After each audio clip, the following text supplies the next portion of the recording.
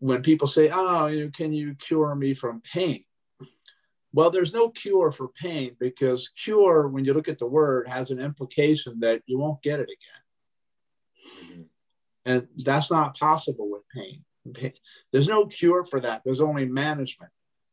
And what I mean by that is that if you manage your life right and you do things with your habits and behaviors, it's pretty good chance that you're probably not going to get pain, besides some of the way that's built in for us to say, if you touch that hot stove, it's going to hurt, because it's got to teach you something.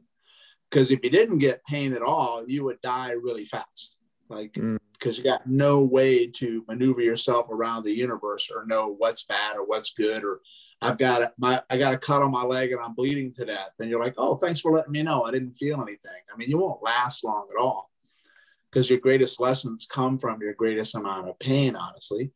But there's only management. And then people say, well, how do you manage? Well, I mean, that's a lot of different ways. It's your lifestyles, it's your behaviors, which usually comes down to your thought processes, or your cultural environment, which is a big one, right? So which leads me into what my definition of pain is. And to me, pain is a request for change.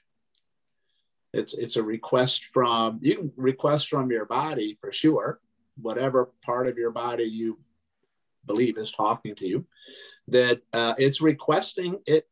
Sometimes it requests it nice and subtle, and sometimes it requests it, but it punches you right in the face. Like, there's different degrees of getting your attention, because pain is an attention getter. And you'll usually change something that you're doing when it hurts. Right. And if it hurts long enough, is when you usually change it. And that's that request. But here's the thing. We don't always listen. We usually ignore it most of the time, until it comes back so intense or so often that you can no longer ignore it.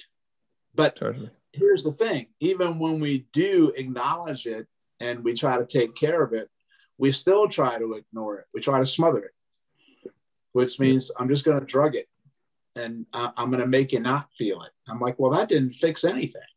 You just put a muzzle on it. They always have to originally keep digging and digging and digging, digging, digging. And your answer might not have anything to do whatsoever with where your side of pain is. That's what stop chasing pain means.